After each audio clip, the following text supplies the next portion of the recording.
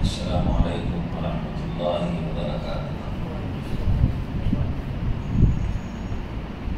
الحمد للہ رب العالمین والصلاة والسلام علی سید الانبیاء والمرسلین وعلی آلہ واصحابہ اجمعین ومن تبعهم بإحسان الی یوم الدین، اما بعد۔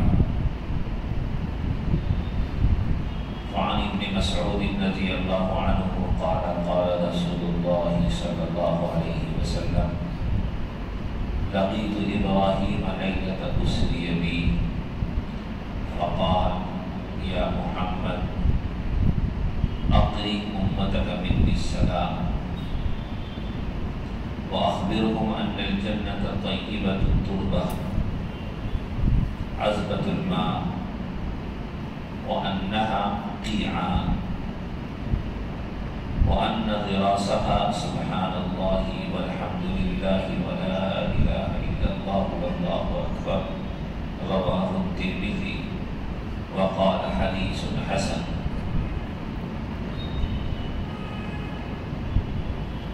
محترم حضرات،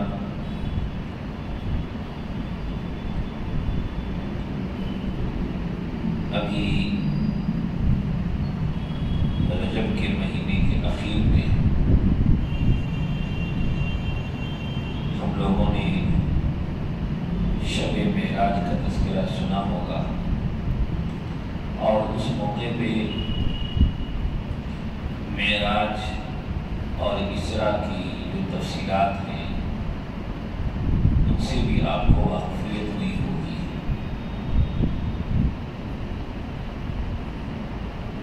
انسانیت کی تاریخ میں اور کائنات کی تاریخ میں یہ انوکھا سفر ہے جو صرف رسول اللہ صلی اللہ علیہ وسلم کو اللہ کے فضل سے عطا کیا گیا، اور یہ سفر جہاں اپنی نوعیت کے اعتبار سے عجیب و غریب ہے، وہی لطائف و اسرار سے بھی بھرپور ہے، اور اس سفر میں بے شمار اللہ کی قدرت کے دلائل اور نبی اکرم صلی اللہ علیہ وسلم کی عظمت اور اللہ کی نظر میں آپ کی محبوبیت کی اس میں بے شمار مثالیں موجود ہیں۔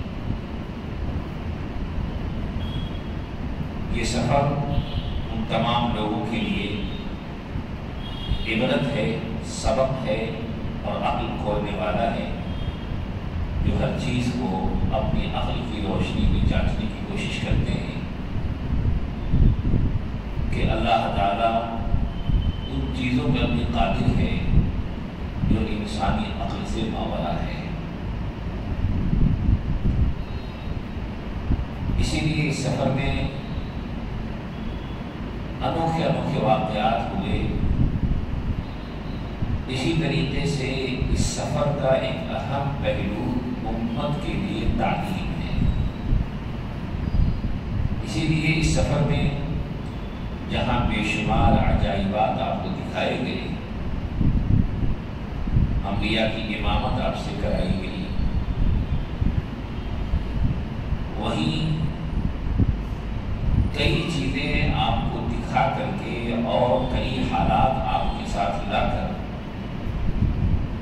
امت کو اس کے ذریعے ایک پیغام دینا مقصد تھا، ایک سبق دینا مقصد تھا، اور ہمارے اور آپ کے لیے اس واقعے کا یہ پہلو بہت اہم ہے کہ ہم واقعے معراج سے جو سبق ملتا ہے اس سبق کو سمجھیں، اور اس میں جو پیغام الہی ہے اس کو سمجھ کر اپنے آپ کو اس پر عمل کرنے والا بنائیں۔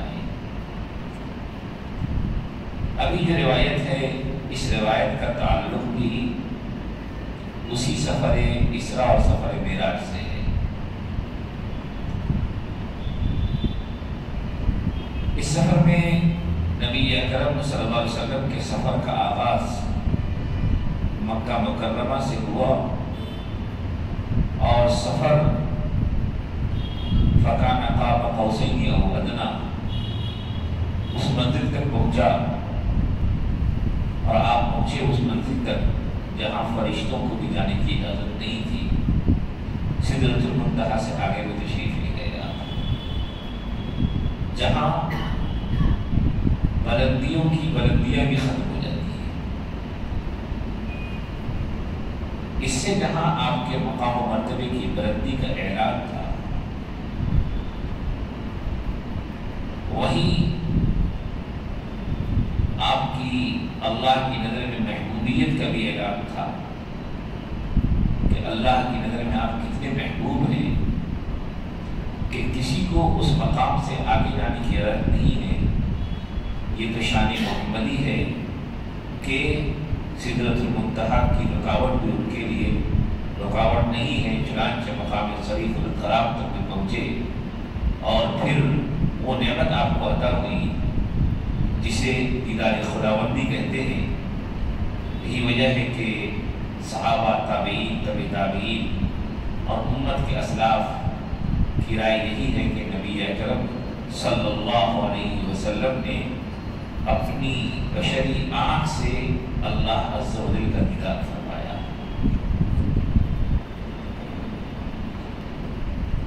بیداری کی حالت میں دیدار فرمایا، خواب میں تو کئی بار آپ کو دیدار ہوا، اور خواب میں آپ کی اتباع کرنے والوں کو بھی اللہ کا دیدار ہو جاتا ہے اور ہوا ہے، لیکن اپنی نگاہوں سے حالت بیداری میں اللہ کو دیکھنے کا شرف یہ رسول اکرم صلی اللہ علیہ وسلم کو حاصل ہوا۔ اسی سفر میں انبیاء کی آپ نے امامت فرمائی۔ علماء نے لکھا ہے کہ تمام انبیاء کی امامت اور تمام انبیاء کا آپ کی اقتداء میں نماز ادا کرنا یہ در حقیقت اعلان تھا کہ اب تمام انبیاء کی شریعت کو منسوخ کر دیا گیا ہے، اب سکہ چلے گا تو شریعت محمدی کا چلے گا۔ اسی لیے نبی اکرم صلی اللہ علیہ وسلم نے فرمایا ایک حدیث میں کہ اگر موسیٰ زندہ ہوتے تو انہیں بھی میری شریعت کی اتباع کرنی ہوتی، اور حضرت عیسیٰ علیہ السلام بھی قیامت کے قریب اس دنیا میں تشریف لائیں گے، آسمان سے ان کا نزول ہوگا، تو وہ بھی حاکماً بشریعت نبینا محمد صلی اللہ علیہ وسلم، وہ بھی نبی اکرم صلی اللہ علیہ وسلم کی شریعت کی اتباع کریں گے اور آپ کی شریعت کے مطابق ہی فیصلے فرمائیں گے۔ کمالات نبوت آپ پر ختم ہو چکے ہیں۔ اسی طریقے سے اشارہ اس جانب بھی تھا کہ جس طریقے سے آپ بلندی کی اس انتہا کو پہنچے جس انتہا کے بعد کوئی انتہا نہیں، ایسے ہی آپ کی نبوت خاتم النبوت ہے، یعنی آپ کے بعد کوئی نبی نہیں، آپ کے بعد کوئی رسول نہیں، آپ پر سلسلہ نبوت کو ختم کر دیا گیا ہے، آپ خاتم النبیین والمرسلین ہیں۔ یہ اعلان تھا۔ اسی طریقے سے نماز کی فرضی، نماز کا تحفہ اسی شب میں ملا۔ شرک سے پاک ہو کر جو اللہ کے پاس پہنچے گا اس کی مغفرت کا وعدہ کا تحفہ بھی اسی میں ملا۔ بے نمازی کا کیا برا انجام ہے وہ آپ کو دکھایا گیا، سود خور کا کیا انجام ہے وہ دکھایا گیا، بدکردار مرد و عورت کا کیا انجام ہے وہ آپ کو دکھایا گیا۔ دنیا بوڑھی ہونے کے باوجود بھی مزین ہوتی جائے گی اور ہوتی رہے گی اور لوگوں کو اپنی طرف لبھائے گی۔ امت کو سبق دیا کہ اس کی طرف تم مائل نہ ہونا، وہ بھی آپ کو اس میں دکھایا گیا۔ انبیاء کرام سے مختلف آسمانوں میں ملاقاتیں ہوئی، حضرت آدم سے، حضرت یحییٰ سے، حضرت ادریس سے، حضرت یوسف سے، حضرت ابراہیم علیہ السلام سے، حضرت موسیٰ سے، علی نبینا وعلیہ السلام، تمام انبیاء کرام سے ملاقاتیں ہوئیں۔ ان میں حضرت آدم کو ایک طرف نظر کرتے وقت خوش دیکھا، ایک طرف نظر کرتے وقت غمزدہ دیکھا۔ اس میں بھی سبق ملا کہ اولاد کی نیکی پر، صلاح پر والد کو خوش ہونا چاہیے، اور اولاد کی بے راہنمی پر، غلط حرکتوں پر ان کو رنجیدہ ہونا چاہیے۔ بہت سے ماں باپ ہیں جو اپنے بچوں کی بعض بری حرکتوں پہ خوش ہوتے ہیں، میرا بچہ بڑا بہادر ہے، بہت جری ہے، بڑا فلاں ہے۔ نہیں، اپنی اولاد کی دینی باتوں پہ خوش ہوئیے، اچھی باتوں پہ خوش ہونا یہ ماں باپ کی ذمہ داری ہے، برائی سے روکنا ان کی ذمہ داری ہے۔ غرض ہے کہ لطائف و اسرار اور عجائبات سے بھرپور یہ سفر تھا، اور اس سفر میں قدم قدم پر امت کے لیے سبق اور تعلیم۔ انہی تعلیمات میں سے ایک یہ ہے جو میں نے ابھی آپ کے سامنے ایک روایت پڑھی ہے۔ عبداللہ ابن مسعود رضی اللہ عنہ فرماتے ہیں کہ رسول اللہ صلی اللہ علیہ وسلم نے ارشاد فرمایا، لقیت ابراہیم، کہ میری ملاقات حضرت ابراہیم علیہ السلام سے ہوئی اسی رات جس رات اسراء ہوا، شب اسراء میں آپ صلی اللہ علیہ وسلم کی ملاقات حضرت ابراہیم سے ہوئی۔ چنانچہ حضرت ابراہیم کو دیکھا تھا کہ ساتویں آسمان پہ ہیں، بیت معمور سے ٹیک لگائے بیٹھے ہیں، اور وہی بیت معمور جس کا روزانہ 70,000 فرشتے طواف کرتے ہیں، اور جو ایک مرتبہ طواف کر لیتا ہے دوبارہ ان کی باری نہیں آتی ہے، پتہ نہیں اللہ کی یہ فرشتے کتنے ہیں۔ وَمَا يَعْلَمُ جُنُودَ رَبِّكَ إِلَّا هُوَ، آپ کے رب کے لشکر کو صرف وہی جانتا ہے، کوئی نہیں جانتا۔ لیکن 70,000 روزانہ فرشتے اس کا طواف کر رہے ہیں، اور پھر ان کی باری نہیں آ رہی، بتائیے کتنی بڑی تعداد ہے فرشتوں کی۔ اسی لیے علماء نے مسئلہ لکھا ہے کہ انسانوں کے ساتھ صرف 2 فرشتے ہی نہیں، بہت سے فرشتے رہتے ہیں۔ تو آپ سلام پھیر رہے ہوں، اگر امام کی اقتداء میں نماز پڑھ رہے ہیں اور امام کے بالکل پیچھے ہیں، تب تو سلام پھیرتے وقت دونوں جانب میں امام کو وہ سلام کرنے کی نیت کریں گے، اور دائیں طرف دائیں مصلیوں کی اور بائیں طرف بائیں مصلیوں کی، اور فرشتوں کی نیت کریں گے کہ ان سب کو میں سلام کر رہا ہوں۔ ایسے ہی جب اگر امام کی بائیں جانب ہے تو اس وقت یعنی کس جانب ایک جانب امام ہے تو پھر امام کو سلام کی نیت کریں گے، اپنے ساتھ نمازیوں کو جو آپ کی داہنی جانب ہے ان کے سلام کی نیت کریں گے، بائیں جانب ہے تو بائیں والے کی نیت کریں گے، اور فرشتوں کی نیت کریں گے۔ اور اکیلے نماز پڑھ رہے ہیں تو صرف فرشتوں کو سلام کرنے کی نیت کریں گے۔ جیسے ابھی ہم لوگوں نے جماعت سے بھی نماز پڑھی اور اکیلے بھی نماز پڑھی، تو اکیلے کے سلام میں صرف فرشتوں کو سلام کی نیت کرنا ہے۔ کتنے فرشتوں کو وہاں پر مسئلہ لکھا لگا نے کہ کسی متعین عدد کی نیت نہیں کرنا ہے کہ میں 2 فرشتوں کو سلام کر رہا ہوں۔ کیوں؟ اس لیے کہ فرشتوں کی تعداد کتنی ہے وہ معلوم نہیں ہے، خود آپ کے ساتھ کتنے فرشتے ہیں وہ بھی معلوم و متعین نہیں ہے۔ تو ہم بیت معمور سے ٹیک لگائے بیٹھے تھے، وہی حضرت ابراہیم سے ملاقات ہوئی۔ اسی ملاقات میں حضرت ابراہیم علیہ السلام نے نبی اکرم صلی اللہ علیہ وسلم سے فرمایا، یا محمد، کہ محمد صلی اللہ علیہ وسلم اپنی امت سے میرا سلام کہیے گا، اپنی امت سے میرا سلام کہیے گا۔ گویا کہ حضرت ابراہیم علیہ السلام نے سلام بھیجا رسول اللہ صلی اللہ علیہ وسلم کے ذریعے آپ کی امت کو، اور وہ سلام ہم تک پہنچ گیا۔ تو ہم سب کہتے ہیں اس کا جواب دے دیں، علی نبینا وعلی ابراہیم السلام، علی نبینا وعلی ابراہیم السلام۔ اس کے بعد فرمایا کہ وَأَخْبِرْهُمْ، اپنی امت کو یہ بات بتائیے گا کہ ان الجنت طیبۃ التربہ، کہ جنت کی مٹی بہت پاکی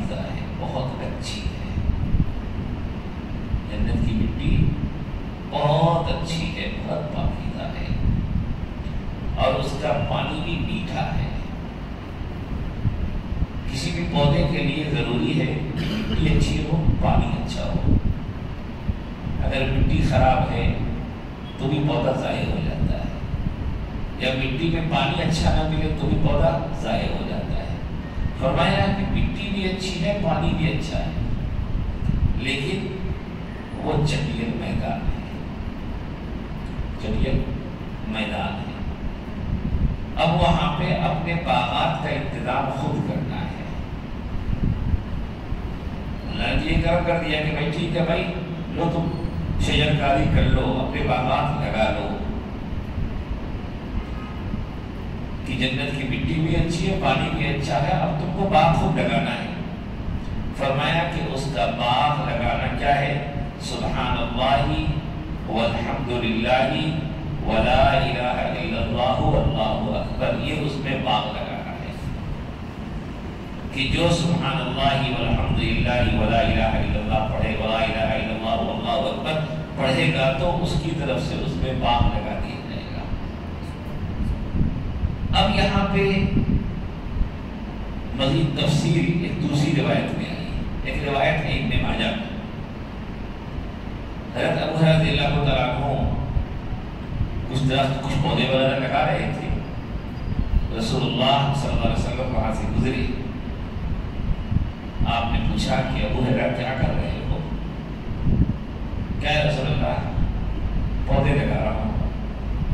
فرمائیں کہ کیا میں اس سے اچھا پودا لگانا نہ بتاؤں؟ فرمایا کہ رسول اللہ ضرور بتائیے۔ کہا کہ اس سے اچھا پودا یہ ہے کہ تم جنت میں پودا لگاؤ، اور جنت میں پودا لگانے کا طریقہ یہ ہے کہ جب تم سبحان اللہ کہتے ہو تو ایک درخت لگا دیا جاتا ہے، ایک پودا لگا دیا جاتا ہے، الحمدللہ کے ذریعے ایک لگا دیا جاتا ہے، لا الہ الا اللہ کے ذریعے ایک لگا دیا جاتا ہے، اور اللہ اکبر کے ذریعے ایک پودا لگا دیا جاتا ہے، ایک درخت لگا دیا جاتا ہے۔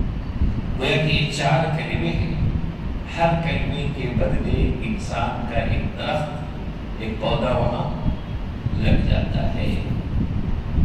بتائیے کام کتنا آسان ہے اور اس کا انعام کتنا بڑا ہے۔ یہاں تو دنیا میں ہم لوگ دنیا کی ایک ایک زمین کی بالش کے لیے لڑتے ہیں، مرتے ہیں، نہ جانے کتنے قتل و غارت گری کے واقعات تھوڑی سی زمین کے لیے، دیوار کو ادھر ادھر سے کھسکانے کے لیے ہوتی ہے، جبکہ اس زمین کو نہ آپ قبر میں لے کے جائیں گے نہ وہ قبر میں لے کے جائے گا۔ اب وہ مل گئی تو بھی کوئی بہت بڑا کام نہیں ہو گیا، وہ نہ ملی تو بھی آپ کو کوئی بہت بڑا نقصان ہونے والا نہیں ہے، اس کے بغیر بھی آپ کی زندگی سکون سے گزر جائے گی۔ لیکن لوگ چند بالش زمینوں کے لیے خون خرابہ کو ادھر آتے ہیں، اور دوسری کی زندگی بھی ضائع کرتے ہیں اور اپنے آپ کو بھی ہلاک و برباد کر لیتے ہیں، دنیا میں بھی اور آخرت میں بھی۔ اس سے بڑی نادانی اور کوئی نادانی نہیں ہے کہ انسان تھوڑی سی لالچ میں آ کر کے اپنی آخرت کو اور دنیا کو دونوں کو برباد کر لے۔ بھائی کسی نے کسی کو مار دیا، ٹھیک ہے، تو مطلب وہ مقتول ہو گیا، اس کا کیا؟ اس کو دنیا کی بھی سزا ملنی ہے اور آخرت کی سزا تو عذاب الیم اس کے لیے ہے ہی ہے۔ اس سے بڑی نادانی اور کوئی نہیں ہے۔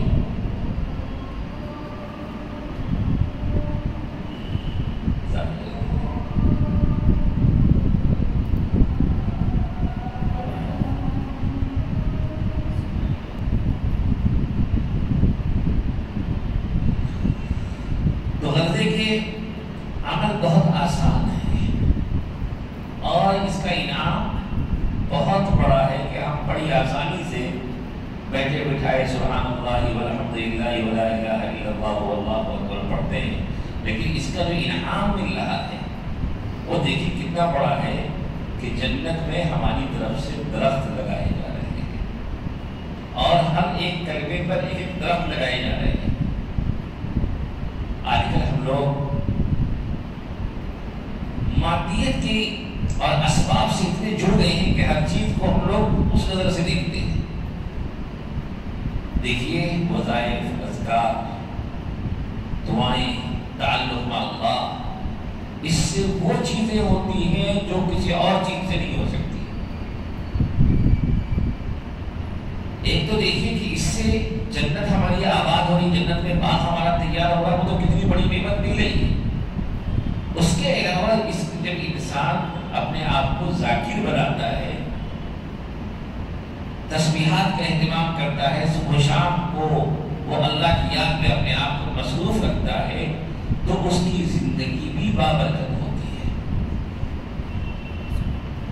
اس کا گھر بھی پر رونق ہوتا ہے، اس کے گھروں میں رحمتوں کی بارش شروع ہو جاتی ہے، اور اس کی اچھے اثرات اس کی اور اس کے اہل و عیال کی زندگی پر مرتب ہوتے ہیں۔ اسی لیے ایک روایت ہے کہ نبی اکرم صلی اللہ علیہ وسلم نے فرمایا کہ جس گھر میں اللہ کا ذکر کیا جاتا ہو، اور وہ گھر جس میں اللہ کا ذکر نہ کیا جاتا ہو، وہ زندے اور مردے کی طرح ہے۔ کہ جس گھر میں اللہ کا ذکر ہوتا ہو، گویا کہ وہ زندے کی طرح ہے، وہ گھر اور گھر کے لوگ زندہ ہیں، عافیت ان کے ساتھ ہے، رحمت ان کے ساتھ ہے۔ اور جس گھر میں اللہ کا تذکرہ، اللہ کا ذکر نہ ہوتا ہو، فرمایا کہ وہ میت کی طرح ہے، مردار کی طرح ہے۔ بہت سی مرتبہ آج کل کے حالات میں لوگ کہتے ہیں کہ صرف دعاؤں سے کام نہیں چلے گا، تو میں کہتا ہوں کہ یقیناً دعاؤں سے کام نہیں چلے گا، لیکن جس چیز سے کام چلے گا اس کی توفیق اور اس کی راہیں بھی دعاؤں سے ہی ہموار ہوگی۔ اس کی توفیق اور ان اسباب کی فراہمی اور حالات کا بننا بھی دعاؤں کے ذریعے ہی ہوگا۔ تو دعا سے اسباب فراہم بھی ہوتے ہیں، دعا سے اسباب مؤثر بھی ہوتے ہیں، دعا سے اسباب نتیجہ خیز بھی ہوتے ہیں۔ اسی لیے ہر حال میں ہمیں اللہ سے اپنا تعلق مضبوط کرنا چاہیے۔ آج امت میں اس بات کی بھی بڑی کمی ہے کہ جس اچھے انداز میں عبادات اور عبادات کے ساتھ جو عبادات کے علاوہ جو اذکار ہیں ان سے تعلق ہونا چاہیے، آج اذکار سے تعلق تقریباً ختم ہو گیا ہے۔ جیسے کہ مثال کے طور پر صبح و شام کے جو اذکار نبی صلی اللہ علیہ وسلم نے بتائے ہیں، یا مختلف اعمال کے انجام دینے کے وقت، کھانے سے پہلے، کھانے کے بعد، یا مختلف اوقات، مختلف اعمال سے پہلے یا مختلف اعمال کے بعد جو اذکار نبی صلی اللہ علیہ وسلم نے سکھایا، آخر سکھایا کیوں ہے؟ اس لیے کہ اس کی انسانیت ہم کو ضرورت ہے اور وہ ہماری زندگی میں ہونی چاہیے۔ آج اس بات کی بڑی کمی ہو رہی ہے کہ جہاں عبادات میں بڑے پیمانے میں کوتاہیاں ہیں، عبادت کرنے والوں میں بھی اذکار کی اور بھی زیادہ کوتاہیاں ہیں۔ امت کا رشتہ جب تک ان چیزوں سے، عبادات سے اور نبی اکرم صلی اللہ علیہ وسلم کی تعلیمات سے اور نبی اکرم صلی اللہ علیہ وسلم نے ایمان مومن کو جو صبح و شام کے حوالے سے جو ذمہ داریاں دی ہیں، ان چیزوں سے جب تک ہمارا تعلق مضبوط نہیں ہوگا، ہمارے حالات اچھے نہیں ہو سکتے ہیں۔ ہم اللہ کی رحمت کے مستحق ہوں، اس کے لیے ضروری ہے کہ پہلے اپنے آپ کو مستحق ہونے کے قابل بنائیں، تب جا کر کے یقیناً اللہ کی رحمتیں مومنوں کے ساتھ ہیں، اور اللہ تعالیٰ اپنے ایمان والے بندوں کی ہر قدم پر حفاظت کرتے ہیں۔ اللہ ایمان والوں کو ضائع ہونے نہیں دیتے ہیں۔ شرط یہ ہے کہ ایمان والے اپنے آپ کو تعلیم رسول کے مطابق دھار کر کے صحیح ایمان والا بنا دیں۔ تو ہم سب اہتمام کریں کہ یہ جو بہت سے وظائف ہیں، یا یہ سبحان اللہ الحمدللہ، مختصر وقت میں انہیں تھوڑی محنت کے ذریعے ہم اس سے بہت کچھ کر سکتے ہیں، حاصل کر سکتے ہیں، لیکن کتنا چھوٹا عمل ہے۔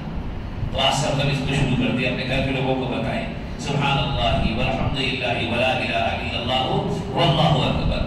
ایک صحابی کہتے ہیں یا رسول اللہ، اسلام کے تو بہت سے احکام ہیں، میں جہاں تک خود پہ عمل کرتا رہتا ہوں، مجھے کوئی ایک ایسی چیز بتا دیجئے کہ جس سے میں پابندی سے اختیار کیے رہا۔ تو فرمایا رسول اللہ صلی اللہ علیہ وسلم نے کہ ایک چیز کا اہتمام کر لو، ایک چیز کا اپنے آپ کو پابند بنا لو، لا یزال لسانک رطبا بذکر اللہ، کہ تمہاری زبان اللہ کے ذکر سے آباد رہنی چاہیے، اللہ کے ذکر سے تر رہنی چاہیے. اس بات کا اہتمام کر لو تو بہت اچھا ہوگا. تو ہم سب بھی اس نصیحت کو آج قبول کر کے جائیں کہ انشاءاللہ ہماری زبان اللہ کے ذکر سے آباد رہے گی، تر رہے گی. اللہ ہم سب کو اس کی توفیق نصیب فرمائے. وآخر دعوانا